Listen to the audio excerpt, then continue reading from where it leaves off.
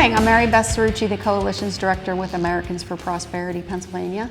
And I am sitting here to kick off our Prosperity is Possible campaign with my friend Mark Caskey. Mark, congratulations on your 15-year anniversary of his business, Steel Nation. Can you just tell us how Steel Nation came to be? Thanks for having me today, Mary Beth. I appreciate it. In my previous life, we were building big coal prep plants for the coal industry. Up until about 2006, 2007, it was going gangbusters, building coal plants all through Appalachia, West Virginia, Ohio, Pennsylvania, Kentucky, some big stuff out west for Peabody, Montana, parts of Utah. But these were massive steel buildings. So I knew steel buildings. My work in coal was probably about 10 years, where a lot of similarities. They both had cranes. They both had sound attenuation. Liner panels were different. All the safety things were very similar. When President Obama was elected in 2008, he pretty much said he was going to shut down coal. And I started seeing the orders for coal buildings dropping off the cliff. It went from 100 miles an hour to zero with just a change in the administration. So started, living here in Washington County, Pennsylvania, started to see a lot of white trucks, with Louisiana plates, Texas plates, Oklahoma plates, traditional oil and gas. And I got to know some of these guys and ladies too, and they were very hush-hush about it. They were building the first Renz well, R-E-N-Z was the family name, and that's out near Hickory, Pennsylvania. That's the first fracked well in the Marcellus Shale. So I always say, we're here at South Point. South Point is the Paris of Appalachia. Pittsburgh is the Paris of Appalachia. Started meeting with some VIPs there. Visited my first well site. There's no steel buildings on a well site, but the guys, my Louisiana friends said, go up the street. They're building the first compressor station. So I went up there. I was just shocked at how loud it was. It was super loud, and I talked to the guys there, and it was like a jet engine, and it really did hurt. You had to have earplugs to have this in. So I had that light bulb go off right above my head. Said, that eureka moment. I said, I need to build, instead of coal plants, I'm going to build gas compressor stations from now on. And I did. And I started knocking on doors, and the oil and gas guys were great. They didn't really have a supplier here in Appalachia. Being from Texas, most of my competition is mostly from Texas, Oklahoma, those areas.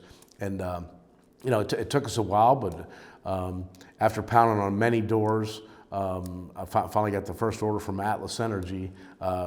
Richard Weber, I thank him to this day. He was, his family had started Atlas, 100 years ago or whenever it was. So, I started Steel Nation out of a spare bedroom. I had $6,000 to my name. By 10 o'clock that morning on June 8th of '08, in the middle of a recession, that $6,000 was evaporated. It was gone. And I had no money for a good month or two to live on. So there were hard times and hard time to start a business, but I was excited. I've been self-employed most of my life, and really transitioned from coal to natural gas, in a matter of weeks, when I had to. And you're celebrating your 15 years in business. 15 years in business, June 8th, '08 to 23. It's been quite a ride. It's been a fun ride. Being a Pittsburgh born, well, not born, I was born in North Carolina, but, I got to witness the fall of steel, big steel. Graduated from high school in 1980. All my relatives were steel workers. I was the first generation to actually go to college, from Lithuania and Ireland, to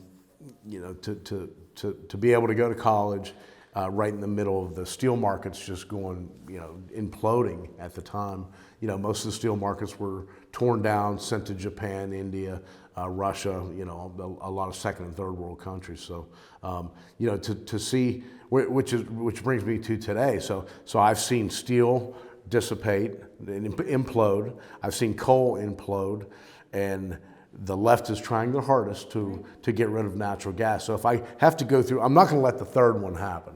That's what I was just thinking. I can't help but see that history is repeating itself. You've watched the steel industry leave Pittsburgh, and then you were in the coal industry and you saw the writing on the wall, Right. and you said, I need to do something different. Right. So you reinvented yourself, and now we have an administration that's attacking fossil fuels. And here you are again. Yeah, and I'm going to do the best I can to make sure that doesn't happen.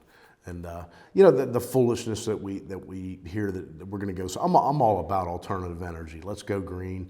But look how clean natural gas is. I grew up in Pittsburgh. Every morning you'd wake up and you'd open up your window and you'd smell out the, you know, did it smell like sulfur that day?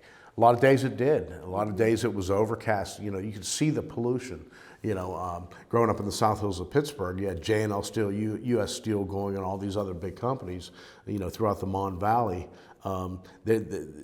Pittsburgh was known as hell with the lid off. Yeah. And I can remember going downtown, coming through the tunnels, and it was just overcast and pollution and smog. Today's People era, don't think about that or remember that. No. Someone else just brought that up to me in the last interview that I Right. did, was that you would come through the Squirrel Hill tunnels and automatically you would see a different color in the sky, Right. and you would smell and Yeah. just see a visually, you know, a different air that we have today, and it's gone. It's better. It's Yeah. so much more improved. It's the cleanest air, water, everything. Western Pennsylvania is pristine right now. Mm-hmm. You compare that to the 1970s when I grew up, it was quite a difference. But we're cleaner now than we've been since the Industrial Revolution in the 1800s. We really have. You know, there's still always room for improvement. Natural gas, you know, we always say it's a third cleaner than coal. Well, it's more than a third cleaner. We don't have the byproducts that you do with coal. So natural gas is so much cleaner. We're not going to be building many nuclear power plants. We've had, you know, the three big ones that really put nuclear power out of the thought process. Nuclear is very clean. There's a lot of byproducts that are very bad with nuclear. What do you do with all the waste storage and things like that? But natural gas, it's called natural for a reason. You know, it's natural. People say, well, so I served on for 6 years on the Pennsylvania DEP Citizen Advisory Council. The first 10 minutes of every meeting that we had in Harrisburg was open public forum. They could sign up and talk. So the first three speakers were always from the Sierra Club, right? Mm-hmm. And all these other organizations. And they point the finger, and they knew I was natural gas. They say, you're polluting, you're the worst polluter of methane that we know of. And I have a little cheat sheet, and I'd pull it out, and I'd say, actually, we're not.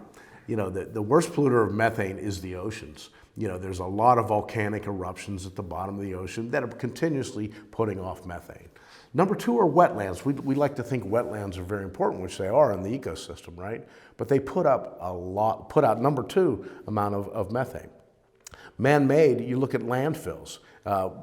As you know, we're finally being able to pull, and Steel Nation's involved with some of this, even out here by the landfill at the airport. We're pulling natural gas off these landfills. That's not number three. But you look at Old Faithful, you know, Old Faithful blows off methane every 13 minutes or so, you know, and people get to take their pictures and celebrate their family reunions and things like that. Methane is a natural occurring thing in the universe, in the world, in the earth. We're capturing that methane. We're using that methane for good sources. Natural gas is the cleanest energy we have right now. You know, I'm all about going solar. I would love to be solar. We have a division that we do nothing but solar. Yeah. Wind is a smart thing. Look what's happening off the coast of Connecticut and New Jersey and things like that. You know, the right whale is almost extinct, and they're having these right whales coming up on the ocean because of what they're doing with the windmills on the ocean. You travel from here to Harrisburg, you see all these hillsides, mountainsides covered with these praying mantises that are usually not operating, they're standing still. Right. You know, they're not producing any energy. Who wants to look at that? To me, it's an eyesore. Well, so are the solar panels covering up fields and fields and acres of beautiful land. Right, exactly.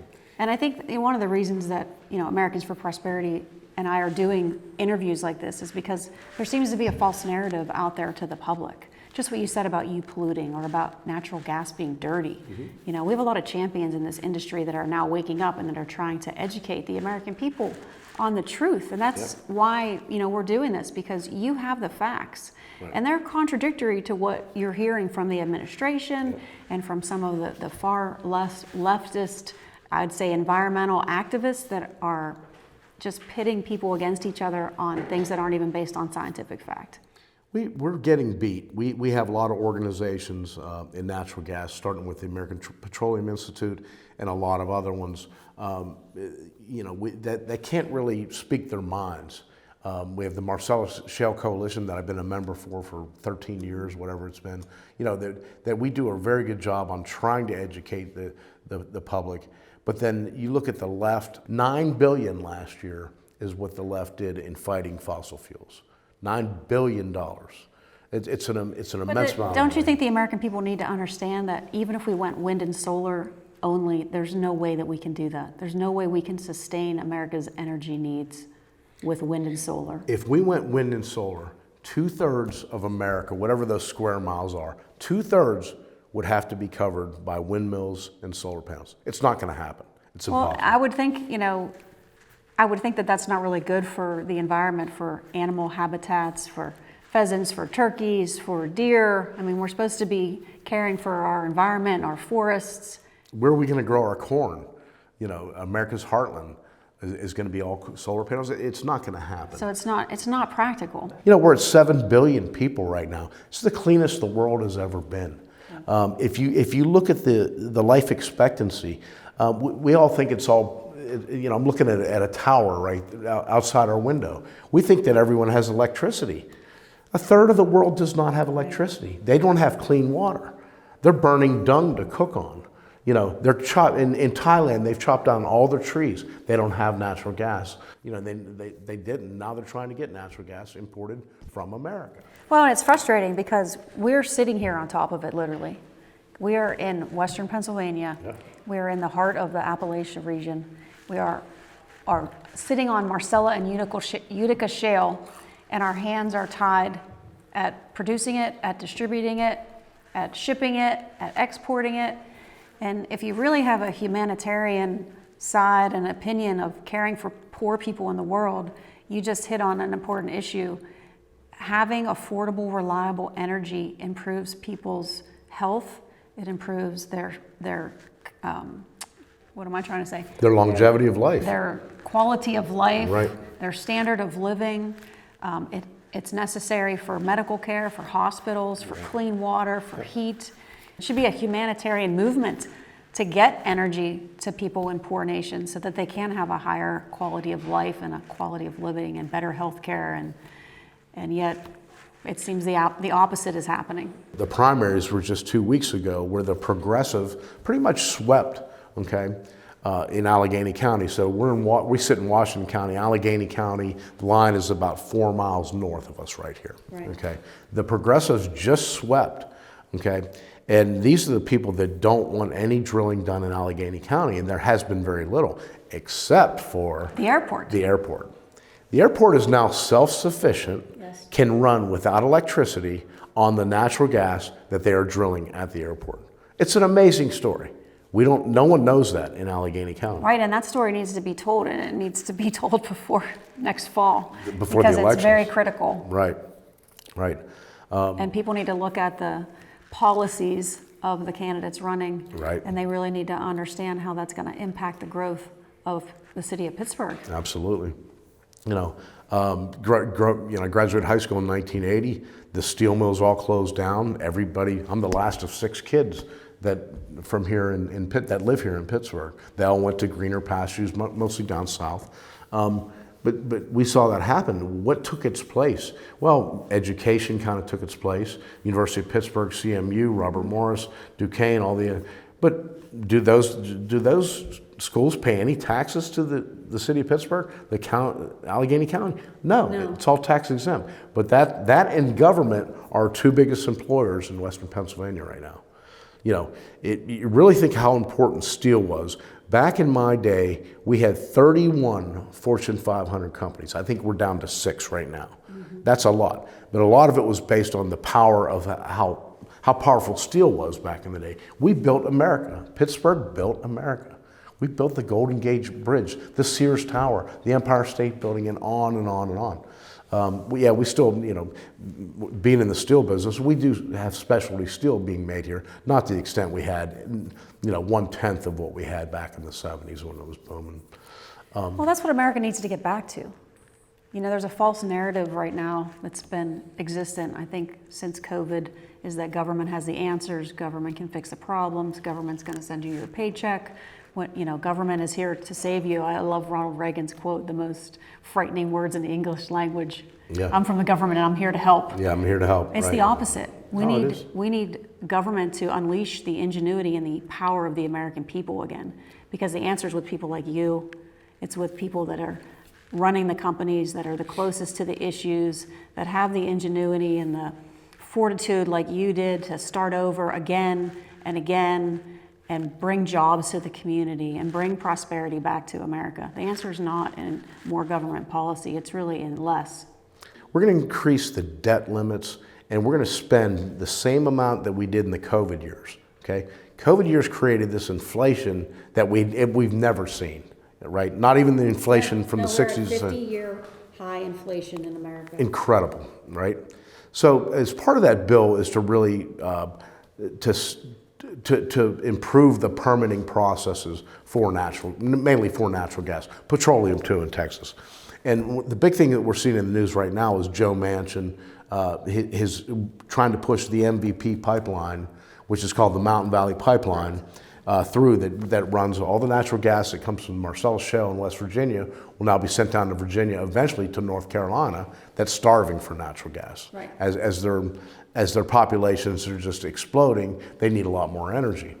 We designed and built the 3 compressor stations on the MVP line 4 years ago. 4 years ago. Those sites have been sitting mothballed for 4 years while the left is fighting this. The left has filed 684 major lawsuits, or some ridiculous number, since then.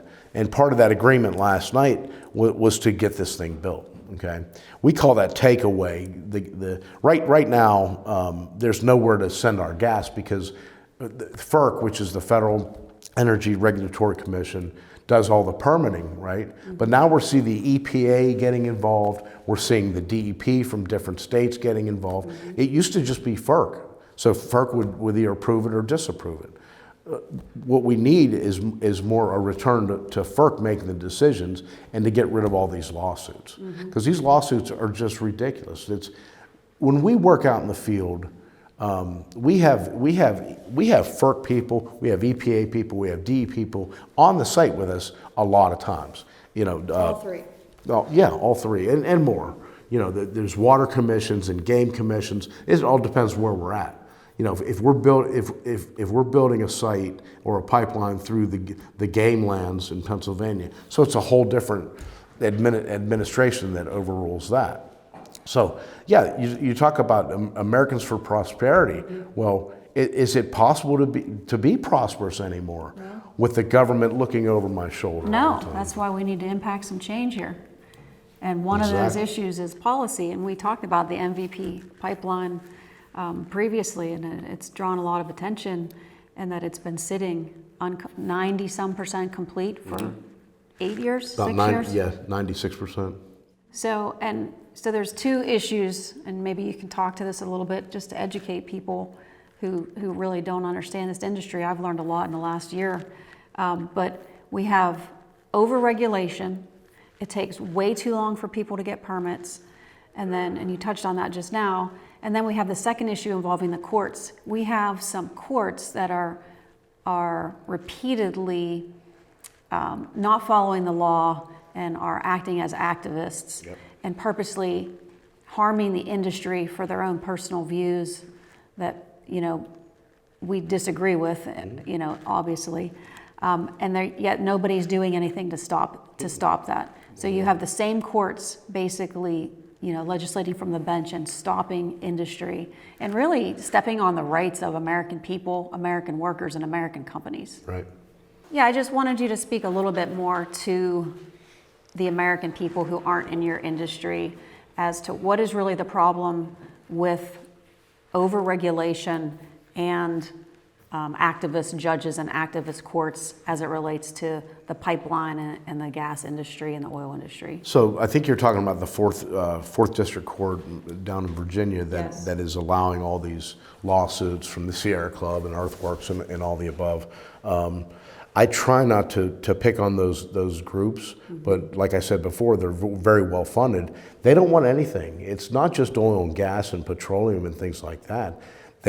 If you look at it's funny, I was just reading, so far this year, there's like 450 wind farms that have been turned down. So they're active against wind farms. They're active against solar too. So we're gonna get rid of all these energy sources from these people. So are we gonna go back to this, what's left? Are we gonna go back to the Stone Age and burn dung or burn wood? But it's the same way with a plant. We tried Nucor, which is the #1 steel, really took USX's place 30 years ago. Nucor was looking at Pennsylvania to put a plant in Western Pennsylvania along the rivers. The shipping, there's a reason we had so many steel mills, the shipping of the coal and the coke. The barges in the rivers. Same thing with today. Nucor found it so hard to do business here, and they ran up against these environmental activists. Yeah. I call them eco-terrorists, but I'll not call them eco-terrorists right now. But that's a whole other story we'll get into. To stop industry, they don't want anything being built in America. The left wants. Look at Russia right now. Look at China. 90% of the people live in these drab cities that are gray. That the buildings are 60 stories high. And they want you to live in these little tiny apartments. And you're not going to own a car. You're not going to own a Harley Davidson motorcycle. Forget about it. Or a van or anything else. That's what the world's moving to. Looked at a movie the other day where we have the ability to get up to about 10 billion people. We're around 7 billion people right now. But based on we've done a lot better on farming, and there's a lot of problems with big farms and mass-produced farming, but we have enough to feed the world now.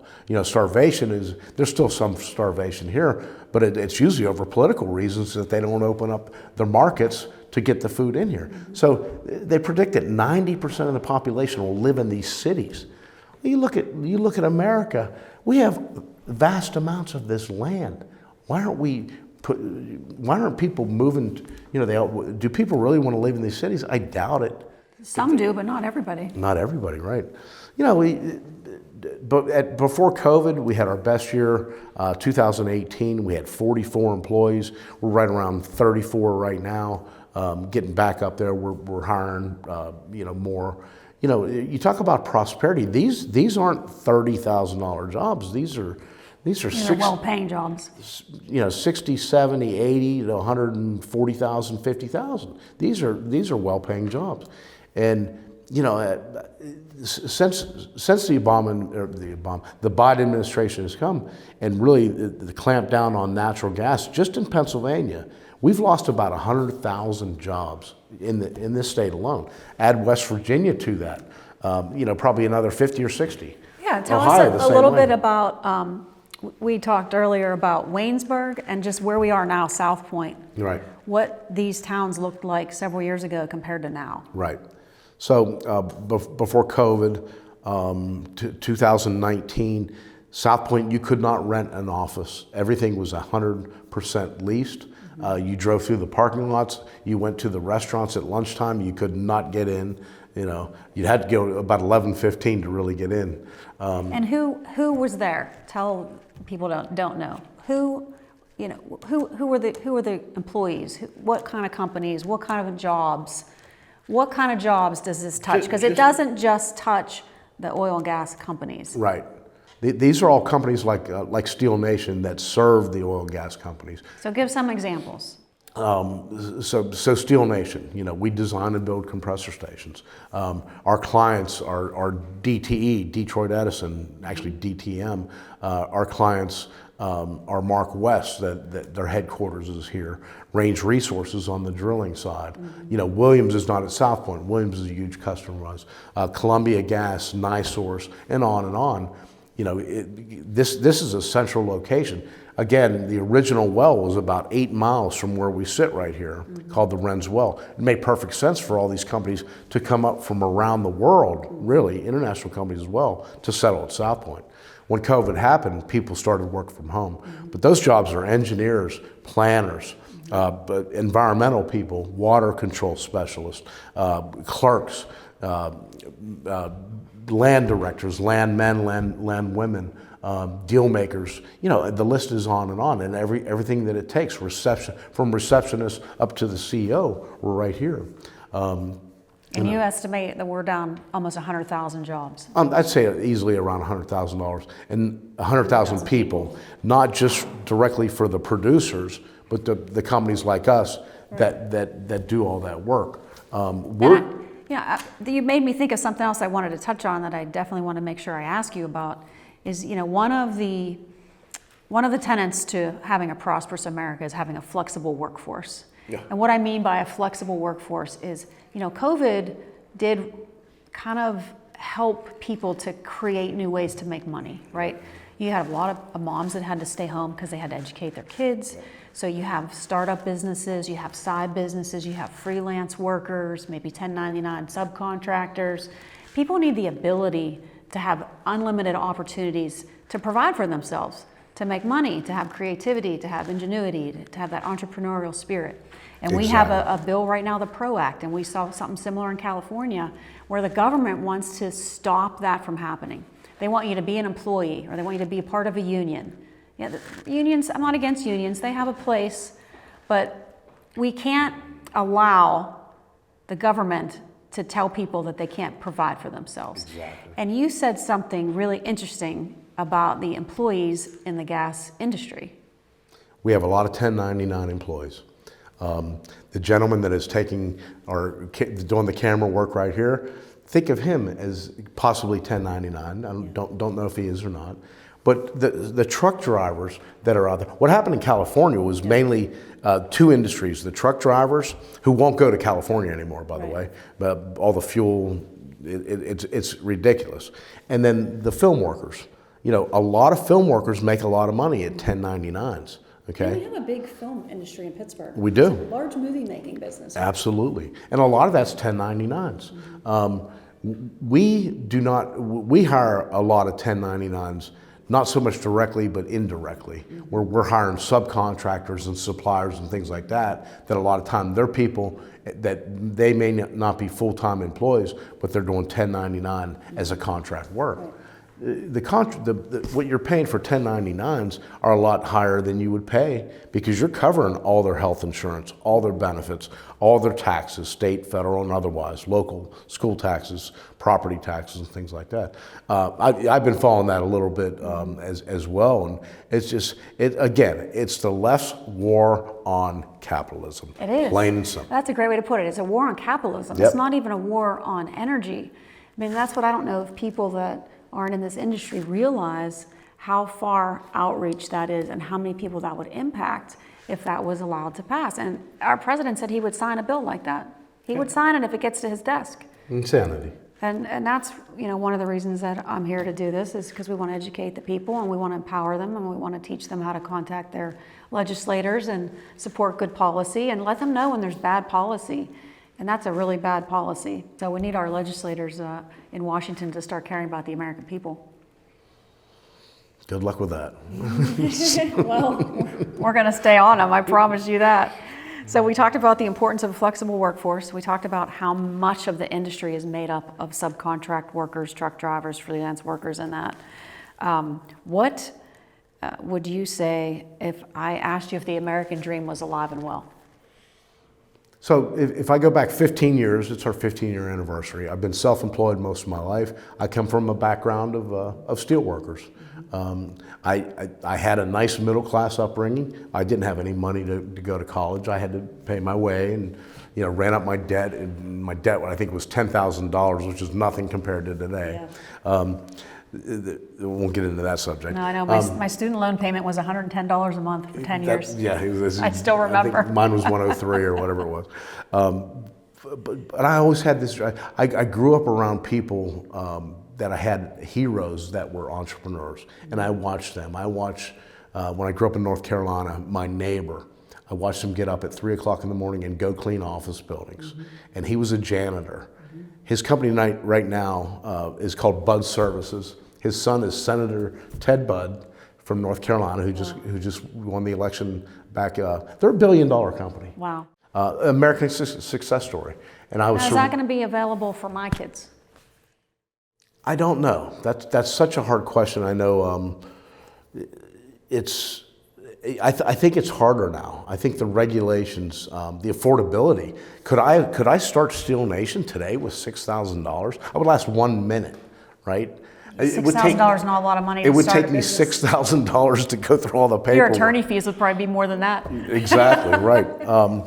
I hate to, I always trying to look forward and being a positive person, but I see the regulations, and I see people that try to start companies, and I see, the Pennsylvania income tax is ridiculous. I'm in the process of becoming a Florida resident for those reasons. Tax reasons. Yeah, for tax reasons. You're not the only one.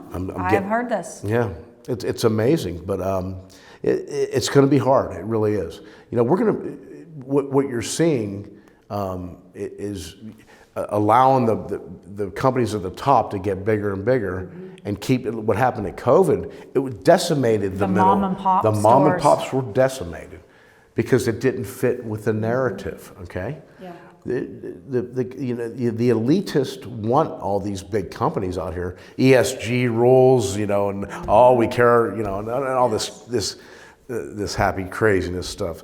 They don't want mom and pops. They want mom and pops to work for other people, so we can tax you to death. We can follow your spending. Let's look at the end of currency as we know it. Why did we just hire 72,000 IRS agents?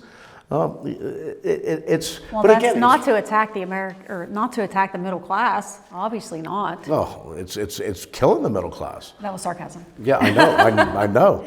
Well, America's good at fighting back. So I think America's our only hope.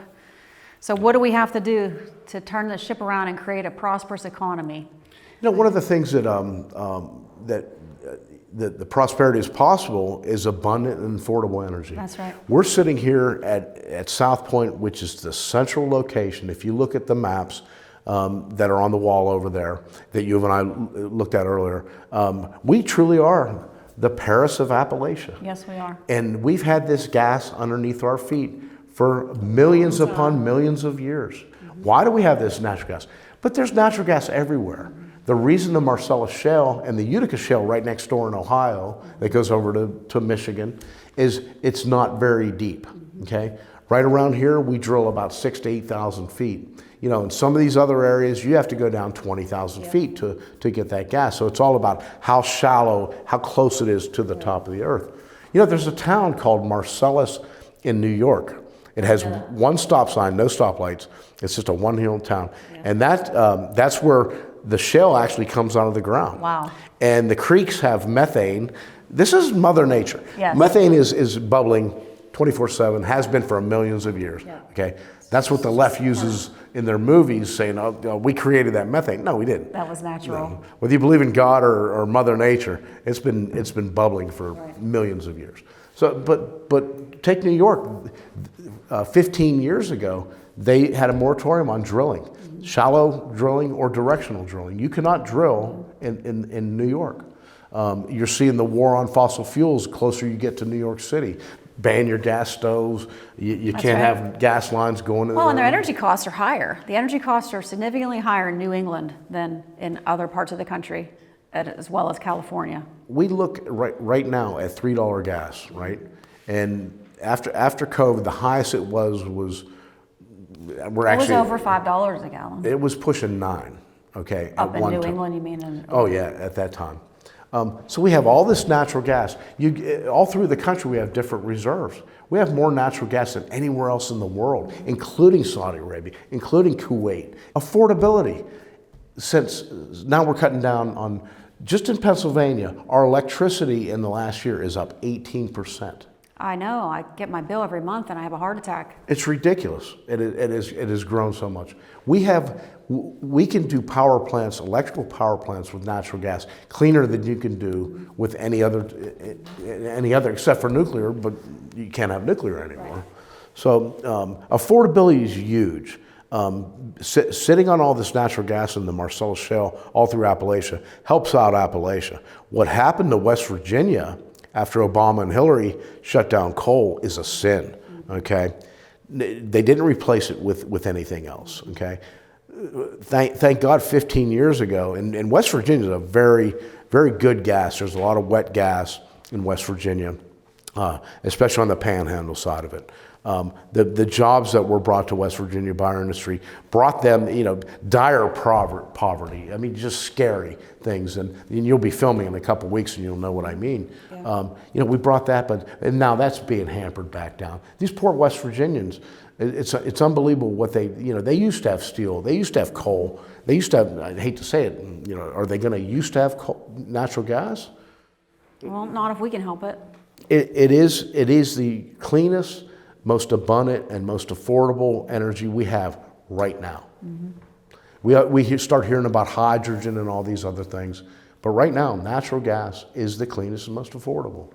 And you're hurting the poor when you start relying on these solar energies. They can't afford solar. Who can buy solar? Well, and electric vehicles and the batteries for the electric vehicles. I mean, they're expensive. Right. But what I wanted to say was, people need to understand that people in your industry are not against solar and wind. They just understand that it's not enough. And that when the wind doesn't blow and the sun doesn't shine, you need another alternative power source. And the best option for that is natural gas, electricity, which is made from coal. So we have to have a backup plan.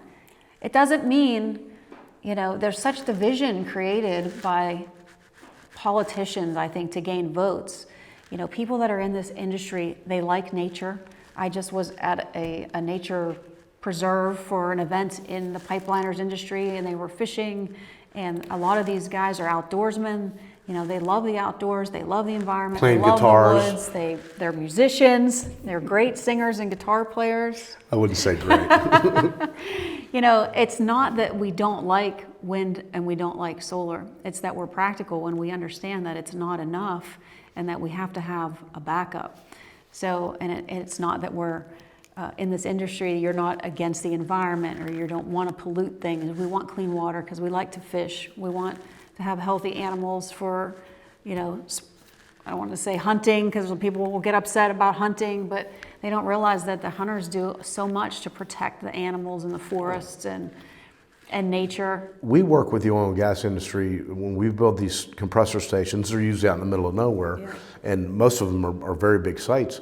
And what we've been doing for the last 2 years, Steel Nation Solar, is putting panels, pretty good farms, like 4 or 5 acre farms. Yeah, that's a lot. The problem is the 4 or 5 acres that we put in for solar barely runs the lights in the station. Wow. There's just not enough energy there. They certainly can't be fuel gas. Fuel gas for a compressor is either coming from high voltage electricity that we bring in, or fuel gas being natural gas to feed these engines.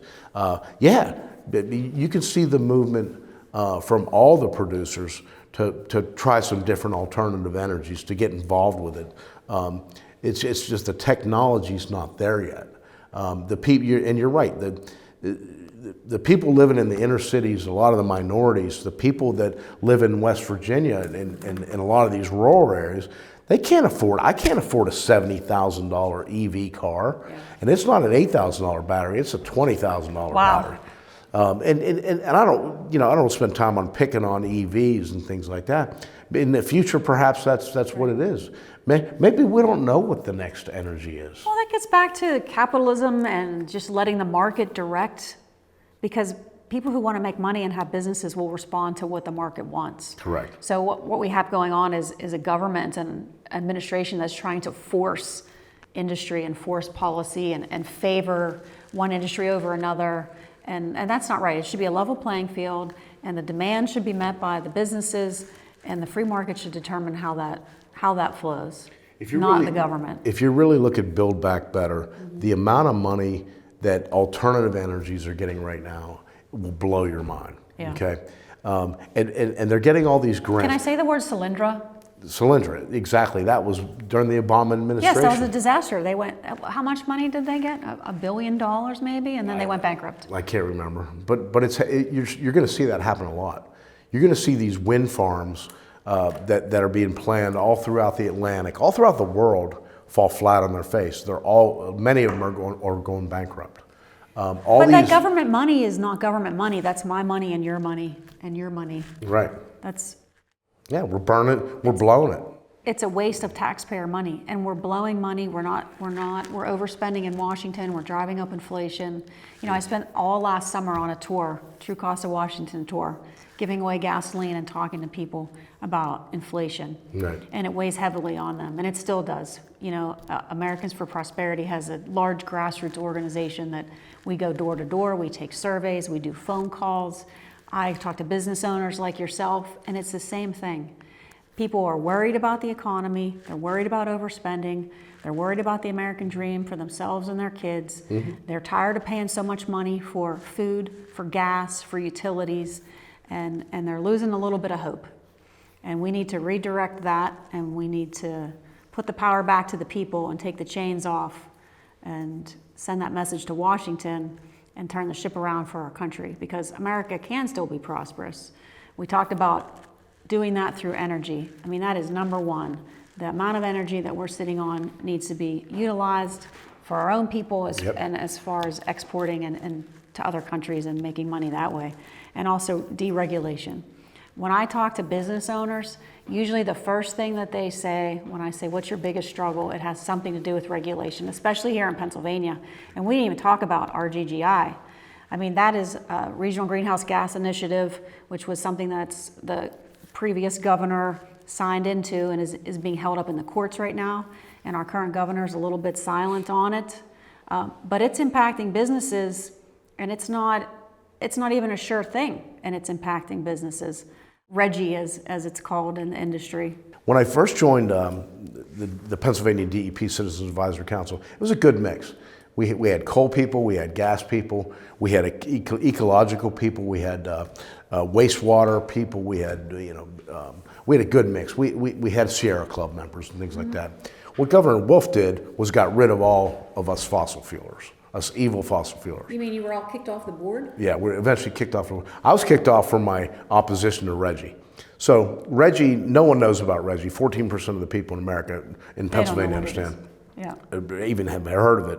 But what it is, it's all the surrounding states, mostly on the east side, which are very, left Democratic governors. New York, New Jersey. Exactly, all the way through New England. They're all members of this RGGI. What it is carbon tax trade-offs, okay? Mm-hmm. The reason and this has been going on for 20 years, they want Pennsylvania to join because we produce more energy than all of those 11 members combined. So they want the revenue. Who's going to pay the bill? Pennsylvania, right? Then our rates are going to skyrocket even more than they are now. But that goes back to the people. That goes back to the pocketbooks of the people paying the energy bills. It's ridiculous. The most important thing to remember about RGGI is thanks to the 15 years of huge natural gas growth, we have cut our emissions combined more than any other state, than all those states combined. We don't need big government to tell us to cut carbon emissions we're because doing it on our we're own. doing it anyway. Yes, exactly. And that's a message that also needs to get out there. Exactly. All right, so we have flexible workforce, we have reduced regulations, and we have energy abundance and affordability. And if we can do those three things, do you think that would help make America more prosperous? Absolutely, yeah. Okay, so just to reiterate again, for people who don't understand the Regional Greenhouse Gas Initiative, we call it RGGI, RGGI, it's a lot of slang terms, but basically any company that releases carbon is forced to buy carbon credits, no matter how much carbon they release. I think I got that wrong. I thought there was a level, but there's not a level. It's you have to buy them no matter what. So it's really another tax on business, which we all know gets passed on to the consumer. So again, that's an attack on the middle class, the poor people. It's going to impact them if this thing doesn't go away. Governor Shapiro has already submitted his budget. He has $600 million in that, 660 I think it is, in the budget that Pennsylvania's going to make off Reggie. How does that happen? Right. So who's the beneficiary? It's not us, the people. No. We're paying more for everything, and Pennsylvania's going to make Pennsylvania's going to make $660 million. I don't believe it, because I believe that we're going to be paying for all those other 11 states that don't produce any energy, or next to zero energy. So, well, my point is one thing is taxes never go away, and they always go up, right? So if this thing goes through, it's going to continue, and it's going to continue to harm the industry. It's going to continue to increase. The amount of carbon they want will continue to decrease, and it seems like the ultimate goal is just, again, to war on capitalism and the war on the energy industry until we're all burning wood and using solar and wind power and having rolling blackouts like California. Look at the other states. Look at West Virginia and Ohio that are attaining steel mills. Nucor is going to Charleston, West Virginia. Ohio's bringing huge, they have a Tesla plant coming in. They looked at Pennsylvania. They looked at Reggie. They looked at all the other fees. They said no. But all that, if there's additional pollution that's coming from Ohio and West Virginia and landing at us, take the chemical train wreck from 2 months ago, okay? The amount of pollution that I put off, that's right across the border, almost at the border. If we had Reggie, we would have paid close to $1 billion for what happened in Ohio. Ultimately, that gives you an idea what it's all about. So if these 11, 12 states are cleaning up, and it's a fraction, it's 0.00, whatever that number is, that the rest of the country doesn't have to pay for, right? Right. How does that help the American people? It does not. It doesn't. Now take it even further. Take it to the rest of the world. Take it to the third world countries. Take it to China, where they're building right now 19 new coal prep plants. Consol Energy is right here at South Point. You know where most of their coal goes? China. Yeah, but who mines coal cleaner and better? China or America? And not just coal, natural gas. All of the above. All of the above. The nuclear. Okay, we do it better. We do it the best. The best, the absolute best. We're Americans. We started everything, okay? We are the breadwinner of the world, right? That's right. We started all this. We do it better than anybody else. We're the city on the city on a shining hill. Right. So we're here, we're trying to spread the word through social media, through interviews like this, but what's the next step? What is your call to your colleagues, the people that work for you, the people that are in this industry, or the people that aren't, that are just watching? So a bunch of us energy professionals are creating the American Oil and Gas Alliance. What we want to do is talk freely, okay? Yes. There's so many alphabetic soup from the American Petroleum Institute, API down, that speak well, that try to push natural gas, but their hands are tied, okay? Through corporate backers and ESG and all these other things. So that's my thing, is really being vocal and getting out there and talking to communities about the benefits of natural gas, starting in Pennsylvania, moving from there out, taking it national, international. We're getting beat. The war on fossil fuels, we're on the losing end right now. Let's not, like I said before, the left is spending $9 billion. It spent $9 billion last year. It'll be 10, 11 this year. Yep. Okay. The world cannot survive on alternative energy yet. 100 years from now, maybe. Again, it may not even be solar or wind. It may be hydrogen. It may be fusion. It may be some form of nuclear. We don't know that yet. But is it really going to be mining rare earths in some of these third world countries? I don't think so. That's not the answer. What are we doing with all these windmills? What are we doing at the end of their life? We're burying them in the ground. They don't decompose. They're all man-made materials, right? What are we going to do with all this stuff? And And we're going to eventually run out of rare earths. You know, they say we're going to, you know, back in the 70s, we're going to run out of, you know, petroleum. No, we're not. You know, the earth keeps producing, you know, at the end of the day, why, if you're religious, why did God or why did Mother Nature put oil and gas under our feet, our own feet right here? To use. Well, we're going to keep fighting that battle, aren't we? Get to the polls, vote, be active, do all you can to fight. We have to fight against it. It's maddening. It's maddening. And A lot of people pick sides, but they don't always get in the game. So I would say it's time for people to get in the game. Now, about the American Oil and Gas Alliance, is there a website or is there something you can share for people to? www.americanoilandgasalliance.org. Okay. O-R-G. And do you have some social media sites too? You're on LinkedIn. We're on LinkedIn. Just kicked up LinkedIn about a month ago. So, yeah, it's trying to get the word out on that as well. Well, I'll definitely be open to helping you do that Please. through my role here with Americans for Prosperity. Absolutely, we're gonna have a lot of events, a lot of educational events. We've had 3 or 4 legislative meetings right now with local Pennsylvania politicians, from House of Representatives, even into Ohio, state senators over there. You know, all the producing states right now, very good you know, having a lot of good feedback from the politicians and things Well, like Americans that. for Prosperity is working with those 2 states on a tri-state energy event we're going to be doing the end of June. Good. And then through our Prosperity is Possible campaign, we're going to be doing a lot of events throughout the state of Pennsylvania. Right. We're going to be doing media hits. We're going to be doing commercials nationally. We have a significant budget to spend on getting the message out and Right. partnering with people like you to do that. So Absolutely. I'm looking forward to spending the summer and Yep. into the next fall, getting these positive messages out and getting people involved and bringing up their encouragement that prosperity is possible. We just need to change some things in Washington.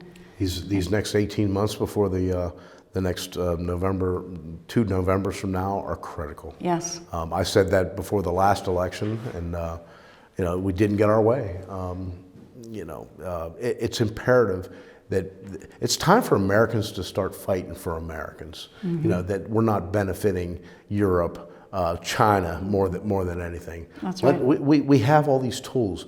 We need to get back to prosperity. You know, we need to, you know, the crime that we're living in, that you know, our cities are turning into, you know, into ghettos. It's urban warfare and everything else. We need to get back to the America that I grew up on, and my parents and the generations before us. And you call me an old stodgy guy, but yeah, our life was a lot better back then than it was now, no doubt. Well, I thank you for spending time talking to me today. Thanks, Mary Beth. And I hope everybody enjoys our conversation and learns something with it. I hope so from too. it. Yeah. And I also encourage you to visit the website American Oil and Gas Alliance. Yep. And also prosperityispossible.com to get more stories like this and to find out how you can get involved and how you can take action. Excellent. Thank you. Thank you. Appreciate it.